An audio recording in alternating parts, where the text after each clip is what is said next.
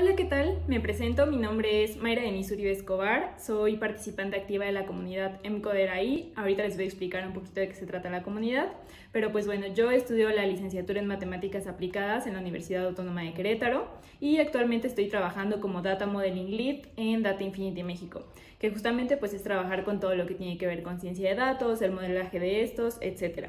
Y pues bueno, la comunidad mCoderaI de la cual les platico está justamente dentro de este mismo ramo. También se encarga, bueno, su objetivo principal pues es la difusión de toda la información que tiene que ver con ciencia de datos, los conocimientos que más o menos se necesitan para convertirse en un científico de datos. La comunidad está dirigida principalmente a las mujeres.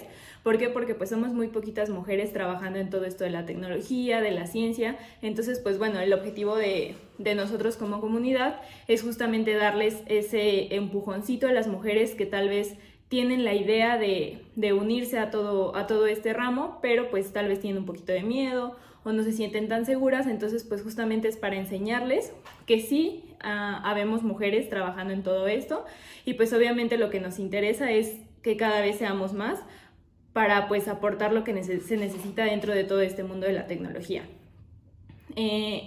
Como les dije, pues está enfocada principalmente hacia las mujeres, pero pues esto no significa que los hombres no son bienvenidos, al contrario, nosotros pues también los aceptamos en la comunidad, porque pues obviamente el punto de esto es hacer equipo entre todos y pues llevar un trabajo en conjunto. Es un poco de lo que les puedo platicar acerca de mí, de la comunidad en la que estoy participando, y pues les doy las gracias a Juve y al proyecto Núcleo en Línea por darme la oportunidad de darles esta plática.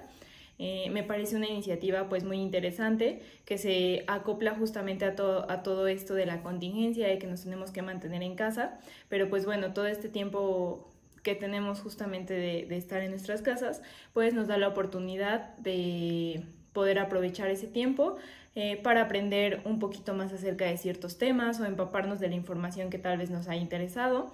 Entonces pues bueno, tenemos lo que es el internet, las redes sociales para poder comunicarnos unos a otros a pesar de que estemos en nuestras casas, y pues bueno, es muy importante tomar todas esas herramientas para poder crecer en diferentes aspectos, ¿no?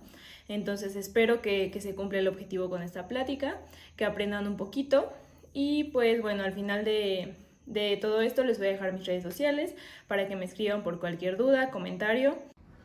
Entonces pues vamos a empezar con nuestro tema. Vamos a empezar, como les había comentado, con ¿qué es ciencia de datos? Pues bueno, es la ciencia que, como lo dice su nombre, se encarga del estudio de los datos, es decir, se encarga de ver de dónde viene la información, qué es lo que representa y cómo es que se puede obtener información valiosa a partir de ello. En nuestro mundo actual, todo se puede ver como datos. Tenemos los celulares, las computadoras, el internet, las redes sociales. Entonces toda la manipulación de todas estas herramientas pues obviamente generan datos. Cada like, cada comentario, cada que comparten algo, todo esto genera un dato. Entonces imagínense los millones de datos que se van generando cada minuto alrededor de todo el mundo. Y a su vez, pues las empresas obviamente también tienen sus propias bases de datos que pues generan de acuerdo, no sé, a su producción, a sus ventas, las entradas y salidas que tienen, etc. Entonces, si observamos, por todos lados hay datos de los cuales se puede obtener información. El problema aquí es que pues obviamente se tienen los datos almacenados, pero pues solo están ahí en bruto, entonces realmente no sirve de nada tenerlos almacenados pues nada más así. Entonces aquí es donde justamente entra la ciencia de datos. ¿Qué es lo que hace?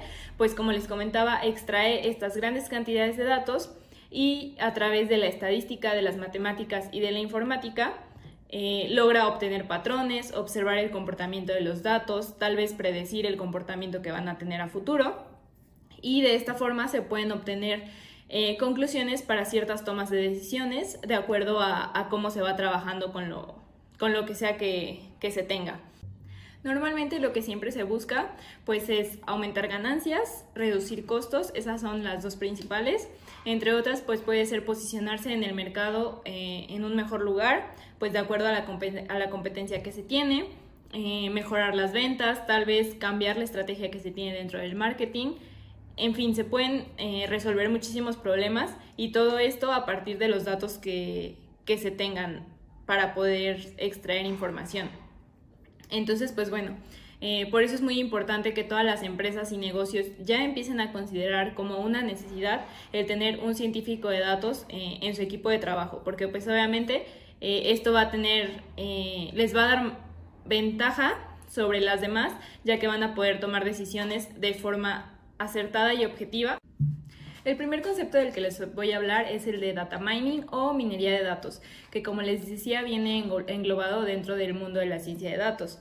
El objetivo principal del data mining es justamente extraer información valiosa de los datos. Es, digamos, una analogía a lo que significa literalmente la minería, que pues bueno, es la extracción de los minerales, de los cuales a partir de ellos pues se obtiene riqueza.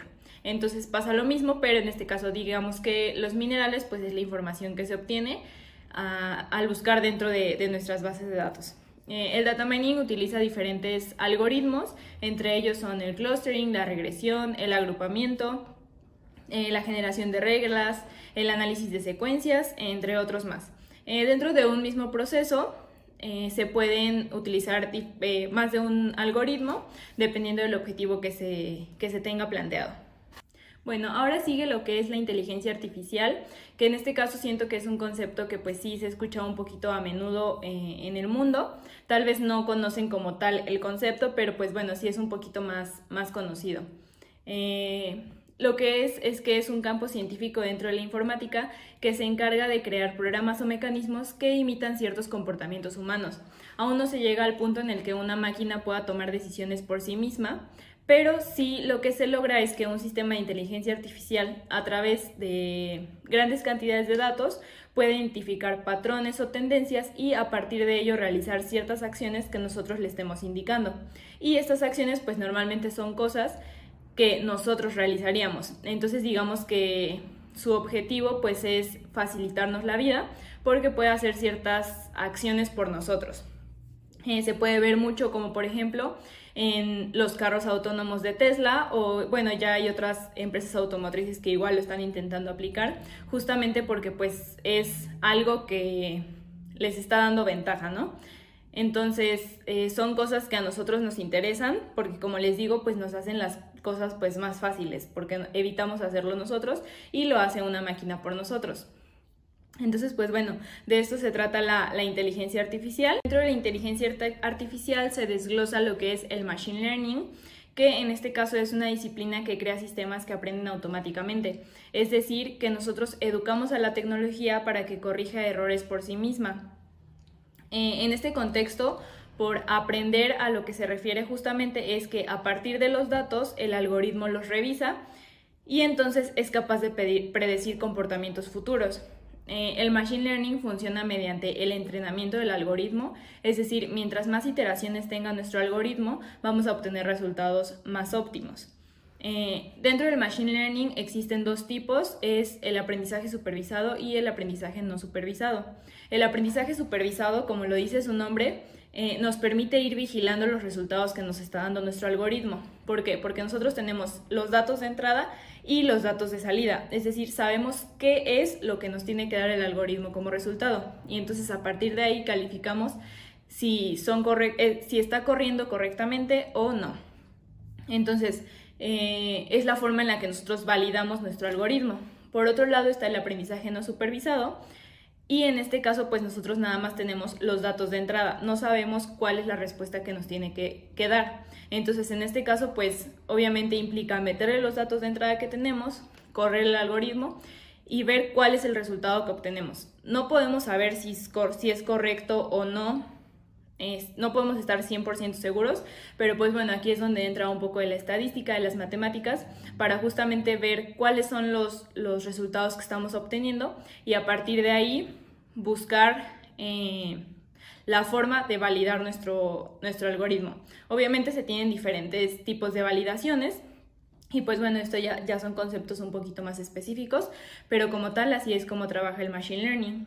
Tenemos lo que es el Deep Learning, del cual su objetivo pues es resolver problemas a través de redes neuronales artificiales. Lo que hace es justamente imitar el comportamiento de las redes neuronales del cerebro humano para obtener resultados. Estas redes neuronales se estructuran mediante capas. ¿Cómo funcionan? La primera capa, pues lo que hace es almacenar la información, bueno, los datos que nosotros tenemos. A partir de ahí, la segunda capa toma esta información y entonces realiza algún tipo de acción. No sé, tal vez limpiarla, ordenarla o algo. Y entonces la siguiente capa va tomando la información de la anterior y realiza una cierta acción. Conforme van aumentando las capas, aumenta pues el nivel de dificultad, digamos, de la acción que nosotros necesitamos que haga. Entonces, al llegar a la última capa, pues lo que hace es justamente proyectar la información obtenida. Y es decir, obtenemos nuestro resultado. Un ejemplo muy claro y con el cual se pueden entender todo esto del funcionamiento de las capas de las redes neuronales es Google Fotos. No sé si hayan trabajado con Google Fotos, pero tiene una opción en la cual como que localiza las personas que van apareciendo en tus fotos.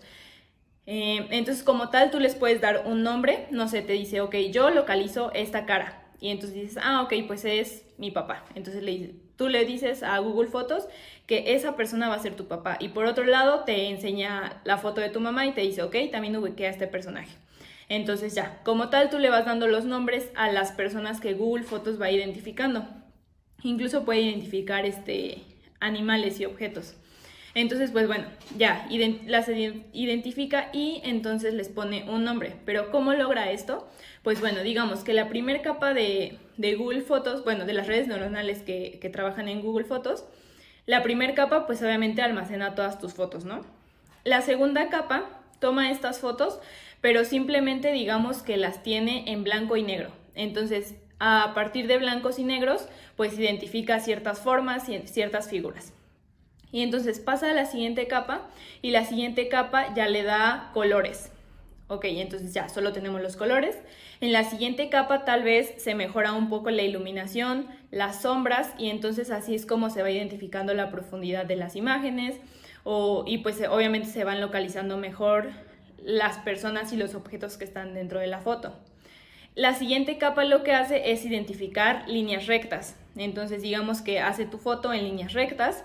Y entonces la siguiente capa tal vez ya dibuja figuras geométricas, incluyendo líneas curvas. Y entonces así es como va formando las fotos. Así es como van pasando cada una de las capas, hasta que al final, obviamente con cada vez haciendo líneas o trazos más detallados, pues logra identificar como tal un rostro con ciertas características y entonces ya de ahí dice, ok, estas características le pertenecen al que tú me dijiste que era tu papá y estas características le pertenecen a la que me dijiste que era tu mamá. Entonces así es como Google Fotos te va dando los resultados. Y pues efectivamente, a pesar de que tus fotos, o sea, digamos, tu mamá y tu papá en tus fotos aparezcan en diferentes posiciones, haciendo diferentes gestos, tal vez de perfil, aún así Google Fotos los identifica. Entonces es un sistema de inteligencia, de inteligencia artificial, específicamente de Deep Learning, que está muy bien trabajado y que pues funciona, digamos, casi a la perfección. Entonces pues este es un ejemplo de cómo funciona. Justamente el Deep Learning se utiliza más específicamente en el procesamiento de imágenes, de voz, de texto. Estos son como sus principales objetivos. Y pues claramente por esta misma situación pues sí tiene mucha aplicación dentro del mundo real. Así que como ven, la ciencia de datos pues es todo un mundo y hay muchísimas partes en las cuales, o ramos en las cuales cada quien se puede especializar de acuerdo a lo que le guste o de acuerdo a su perfil. Pero como tal, pues bueno, digamos que el principal es la ciencia de datos, que es el principal tema de esta plática. Y pues bueno, una pregunta que se podrían plantear es si realmente es una ciencia. Y la respuesta es que sí. ¿Por qué? Porque está basada en el método científico. La ciencia de datos sigue un proceso que ya está planteado y este es muy parecido al que sigue justamente el método científico. Ahorita les voy a explicar cada uno de los pasos y de qué se tratan y pues ahí van a ir notando más o menos las similitudes que tiene con el método científico. El paso 1 es el entendimiento del negocio y la planteación del problema a resolver. Pues bueno, la labor de un científico de datos es multidisciplinaria y digamos que no es necesario tener un conocimiento profundo de todas las habilidades que se necesitan. Obviamente pues esto sería casi imposible. Digamos que en este caso en nuestro paso del entendimiento del negocio pues no podemos conocer como tal a profundidad todos los giros de negocio que existen o a qué se dedica cada uno, pero sí es necesario que cada que te llegue un proyecto debes conocer más o menos superficialmente de qué es de lo que se trata el negocio, sobre los datos que te están dando. ¿Por qué? Porque pues tienes que conocer antes de actuar. Entonces, no lo vas a conocer a profundidad del negocio, pero sí tienes que saber qué es lo que te dicen esos datos, porque como tal vez a ti te van a pasar simplemente las tablas y entonces tienes que, al momento en que tú estás haciendo todo el proceso, la estadística y todo lo que les voy a comentar en un momento, pues tienes que saber interpretar los resultados que obtienes, ¿no? Porque tal vez sí te sabes las fórmulas matemáticas y todo, pero si no sabes después el resultado que obtienes, no sabes qué significa, pues no va a servir de nada. Entonces tienes que entender el negocio de lo que se está tratando y tienes que saber el contexto de tus datos para a partir de aquí poderte plantear preguntas como de qué es lo que está sucediendo, por qué está sucediendo, qué es lo que quisiera que cambiara y qué decisiones debo de tomar justamente para que cambie. A partir de la respuesta a estas preguntas, entonces ya se puede plantear como tal una problemática y entonces ya el análisis sabes más o menos por qué camino lo vas a guiar para llegar a la solución de este problema. Ahora, el paso 2 es la obtención de nuestros datos. Ya tenemos la problemática a resolver y pues a partir de ahí nos podemos dar una idea qué datos son los que nos van a funcionar para obtener información para una solución a ese problema. Entonces tenemos que verificar si ya contamos con esos datos o necesitamos obtenerlos, ya sea mediante encuestas, trabajo de campo o alguna cosa así. Entonces, pues bueno, una vez que ya o los obtuvimos o ya los teníamos, después sigue justamente plantear qué software es el que vas a utilizar. Porque pues bueno, actualmente ya existen varios. Uno de los más utilizados son R y Python.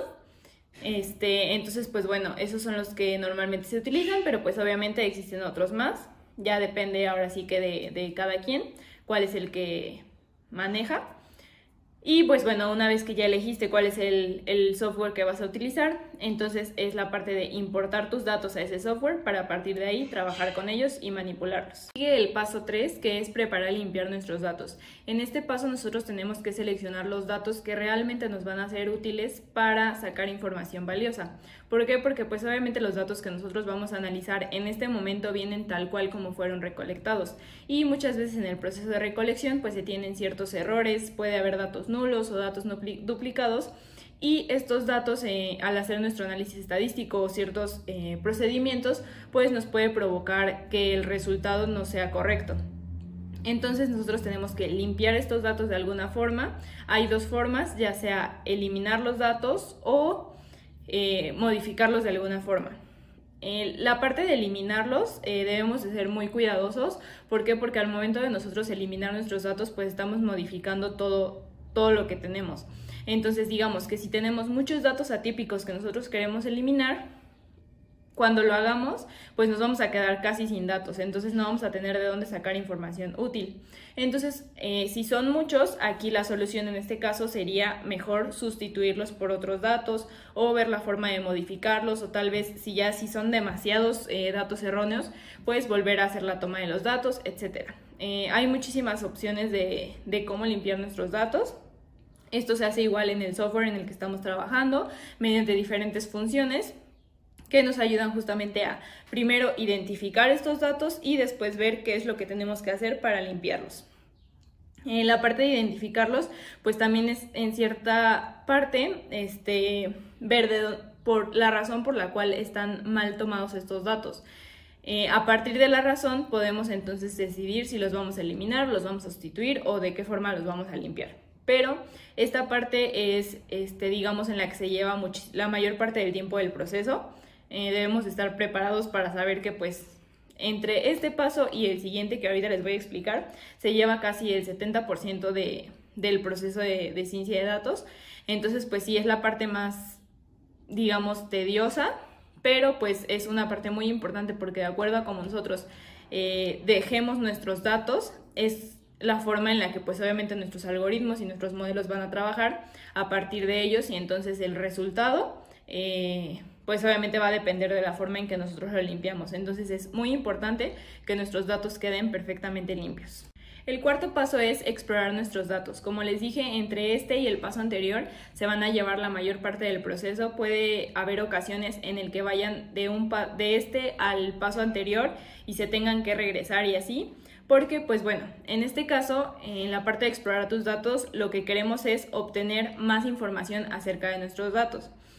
Aquí la principal herramienta que vamos a tener van a ser los gráficos. ¿Por qué? Porque muchas veces al momento de graficar nuestros datos nosotros podemos ver cierta información que tal vez al momento de ver nuestras tablas no podemos obtener.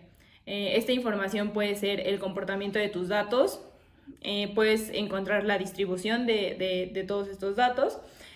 Otra cosa es que puedes justamente identificar datos atípicos. Entonces puede ser que según tú ya limpiaste tus datos, ya no tienes datos atípicos, pero entonces al momento de graficar te das cuenta que siguen existiendo datos atípicos que están moviendo tus resultados. Entonces tienes que regresar a limpiarlos para así obtener pues resultados óptimos. Entonces pues bueno, como les dije, tienes que graficar.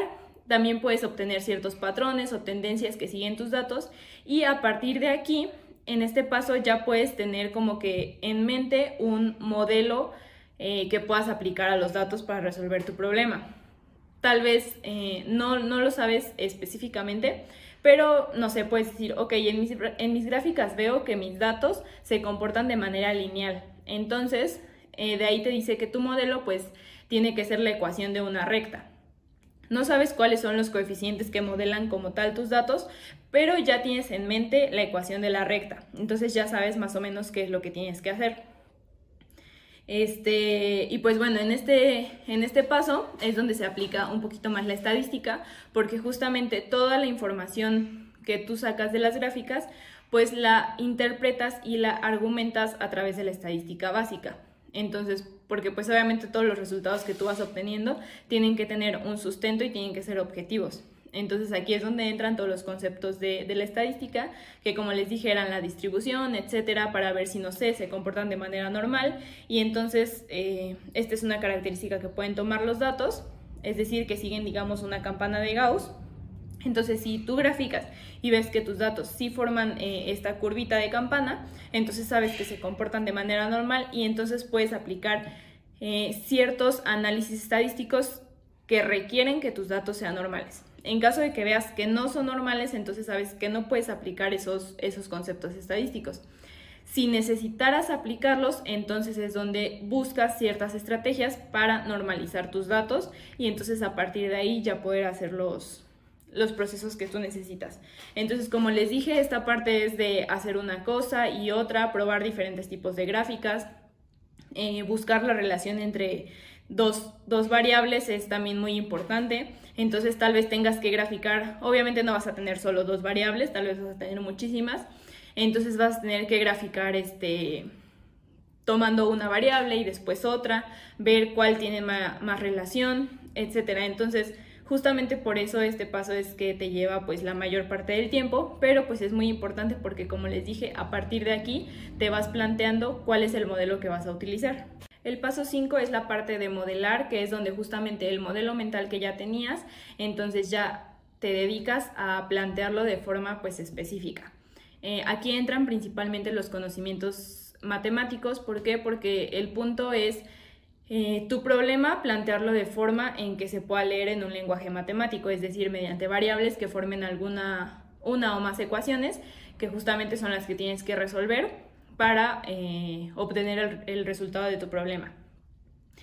Aquí debes encontrar un algoritmo que ayude a predecir y clasificar la información con la que cuentas, y pues a partir de ahí tomar una decisión de acuerdo pues al resultado que te dé el ejecutar tu algoritmo. A priori no puedes saber cuál va a ser el modelo que mejor te va a funcionar. Como les comentaba, tienes uno en mente, digamos la ecuación de una recta, pero no sabes cuáles son los coeficientes que van a funcionar mejor, y pues obviamente hay infinitas posibilidades. Pero pues el punto de aquí es encontrar el que mejor se aproxime. No debemos de perder nunca la idea de que no vamos a encontrar un algoritmo que modele nuestros datos exactamente como se comportan. Esto es imposible, nunca va a pasar, siempre hay un cierto margen de error. Pero lo que buscamos justamente es que este error sea el mínimo. Siempre se encuentra este margen de error porque pues nuestro modelo simplemente es una aproximación a nuestros datos. No queremos que nos dé como tal pues exactamente cómo es que se comportan, pero sí una aproximación. Entonces, como les dije, lo que buscamos es encontrar el modelo más óptimo. Una vez más, es hacer prueba y error de diferentes algoritmos, tal vez, una vez más con lo de la ecuación de la recta, probar diferentes coeficientes para ver cuáles son los que funcionan mejor. Tal vez aquí vas a aplicar un modelo de regresión lineal, en donde justamente pues ya como tal el modelo aplica mínimos cuadrados, es decir, que encuentra la recta que toma la menor distancia a cada una de tus observaciones. Entonces ya sabes que esa va a ser la más óptima, justamente porque eso es lo que implica el método de mínimos cuadrados. Pero aún así, ese método como tal tiene el epsilon, que es nuestro margen de error. Entonces recuerden, siempre va a haber un margen de error, pero pues bueno, depende igual del contexto en el que estemos. Muchas veces nosotros lo podemos definir desde el principio. Sabemos que nuestro margen, no sé si estamos trabajando en algo que tenga que ver con medicina o digamos en un juego mecánico de Six Flags o lo que sea, pues obviamente esto implica pues la vida de las personas, ¿no? Entonces obviamente el margen de error tiene que ser súper pequeño porque pues con lo que estás trabajando pues sí es importante, ¿no? Obviamente, como les dije, dependiendo del contexto pues puede ser diferente, podemos tener un margen un poquito más grande, etcétera. Esto ya depende totalmente del contexto, que una vez más entra el paso 1, que era el entendimiento del negocio. ¿Por qué? Porque cuando nosotros ya sabemos qué es lo que estamos trabajando, entonces tenemos en mente cuál va a ser el margen de error que nosotros tenemos. Por último está el paso de comunicar, pero bueno, el hecho de que sea el último no significa que es menos importante. En realidad tiene muchísima importancia porque pues es lo que le da ese toque a todo el esfuerzo que tuvimos al momento de hacer el proceso de ciencia de datos. ¿Por qué? Porque pues hasta el momento en el que se toma la decisión que todo nuestro análisis y el algoritmo nos dio como resultado, pues es cuando se podría decir que ya se tuvo un proceso de ciencia de datos exitoso, porque ya se aplicó y ya se obtuvo algún resultado a partir de ahí. Lo que tenemos que tomar en cuenta es que al momento de expresar estos resultados tenemos que hacerlo de la forma más intuitiva posible, porque normalmente pues estos resultados se los vamos a decir tal vez al gerente de la empresa o al director de marketing, en fin, va a ser alguien que es de un área distinta a nuestro perfil, entonces seguramente no va a conocer pues a profundidad los conceptos estadísticos o matemáticos que nosotros utilizamos al momento de hacer todo nuestro análisis. Entonces a ellos no les va a interesar que le digas cómo encontraste la ecuación o qué algoritmo utilizaste, qué algoritmo sí funcionó y cuál no, cómo conseguiste el margen de error. En fin, todos esos detalles a él pues no le van a interesar mucho. Él lo que va a querer pues va a ser el resultado del algoritmo y que le digas pues qué decisión es la que tiene que tomar o qué cosas tiene que cambiar. Entonces, para poder hacer esto pues de la forma más intuitiva, una vez más nuestra herramienta van a ser las gráficas. ¿Por qué? Pues porque suelen ser fáciles de explicar y pues de entender. Entonces también deben de tener buenos gráficos al momento de expresar sus resultados para que justamente sea de la forma más óptima y pues se logre esa transferencia de conocimiento de una persona a otra. También pues es importante que nuestros resultados sean claros, sean concisos y sean confiables. Es decir, sí tenemos que argumentarlos de alguna forma, pero sin llegar a tanto detalle. Entonces, pues bueno, como les digo, una vez que logras expresar tus resultados, que se tomó una decisión y pues obviamente se logró un cierto cambio dentro de la problemática que nosotros estábamos utilizando, pues entonces ya se puede decir que tuviste un proceso de ciencia de datos exitoso. Y así es como funciona. Si se fijan, sí fue muy parecido al método científico, como les había comentado, que es pues plantear una hipótesis, los objetivos, experimentar, etc. Entonces, pues obviamente son, digamos, un tanto, pues sí, cada uno se ajusta a lo que le toca, pero pues al final de cuentas siguen más o menos el mismo proceso. Entonces, por eso es que sí se le puede llamar una ciencia y pues así es como funciona. Si se fijan, sí, como les comentaba también, pues son muchísimas habilidades las que se necesitan, porque a lo largo del proceso pues obviamente vas utilizando un poquito de aquí, un poquito de allá, entre matemáticas, estadística. Al mismo tiempo pues tienes que manejar tu software al 100% para que tengas acceso a las funciones que necesitas al momento de estar limpiando tus datos, que sepas hacer buenos gráficos. Como les comentaba, pues igual y cualquiera se podría aventurar a hacer una gráfica, pero pues tal vez no va a expresar los resultados que realmente quisiéramos. Entonces es muy importante hacer buenos gráficos, también que estén bonitos, justamente para atrapar la atención de pues nuestros espectadores, y pues bueno, así poder, igual pues para facilitarnos a nosotros mismos el trabajo del análisis, y pues así poder interpretar mejor nuestros resultados. Entonces, como tal, esto es lo que es ciencia de datos. De todo esto se trata. Como les dije, es todo un mundo. Ahora sí que pues podría llevar muchísimo tiempo el explicar a detalle cada uno de los conceptos, pero pues bueno, es un poquito de lo que se trata. Por si les interesa, pues ya saben más o menos qué es lo que tienen que estudiar, qué conceptos tienen que conocer un poquito. Así que pues si les interesan todos estos temas, ya saben, pueden unirse a la comunidad o simplemente seguirnos en nuestras redes sociales para que se vayan enterando de todos los eventos que nosotros vamos realizando. Justamente como les había comentado al inicio, son eventos que tienen como objetivo la difusión de toda la información y el conocimiento que un científico de datos necesita, todo lo que rodea a la ciencia de datos. Normalmente pues tenemos ponentes invitados, que pues justamente se dedican a todo esto de la ciencia de datos. Entonces con su experiencia pues obviamente nos pueden brindar un poquito de todo el conocimiento que han ido adquiriendo. Los eventos más cercanos que tenemos son: el primero va a ser en junio, que es el 2, 3 y 4 de ese mes. Va a ser un ciclo de workshops que se va a tratar un poco de limpieza de datos, análisis descriptivo y modelos predictivos. Y después, en julio, el 6, 8 y 10, vamos a tener un ciclo de conferencias que pues igual, como les digo, van a ser temas relacionados a la ciencia de datos. Normalmente igual manejamos el tema de Python y de R, que son pues, como les comentaba, los software un poquito más utilizados para todo este tema. Y por otro lado también vamos a tener unos cursos que imparte Integratec México. Estos van a empezar el 10 de octubre. Y pues bueno, también son sobre data mining, data science y big data. Entonces igual si les interesa, Encoder lo que hace justamente es darle difusión a todos estos cursos, y los eventos que nosotros vamos realizando, como los que les acabo de comentar, justamente son como que una introducción para que se vayan empapando del tema. Y entonces si realmente les interesó, entonces se inscriban a los cursos de Integratec, y pues ahí es donde se da un poquito más a fondo el tema, ya se da con más detalles, y pues ya se da completo, ¿no? Todo el curso de Data Mining, Data Science o Big Data. Entonces igual, por si les interesa, pues para que estén pendientes. Les recuerdo que empiezan el 10 de octubre, y pues igual en nuestras redes sociales pues vamos publicando todo lo que tiene que ver con todos estos eventos. Igual les dejo el link de la página de Integratec para que pues entren, y pues ahí hay más detalles de todos los cursos.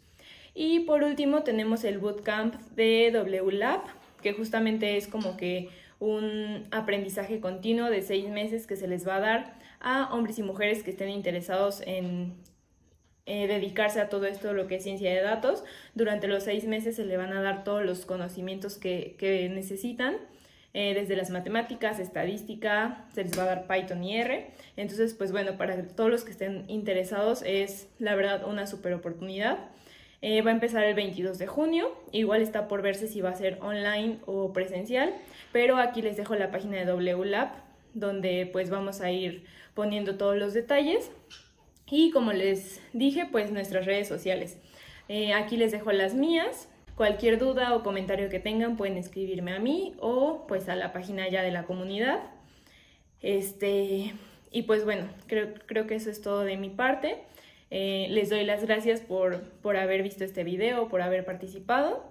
Espero que esta información se ayude para ustedes, y pues obviamente les dé la espinita para que se interesen en todo esto de la ciencia de datos, y pues nos sigan en más eventos que tengamos. Muchas gracias a Núcleo, a CEJUVE y pues síganse manteniendo a salvo, cuídense mucho y quédense en casa.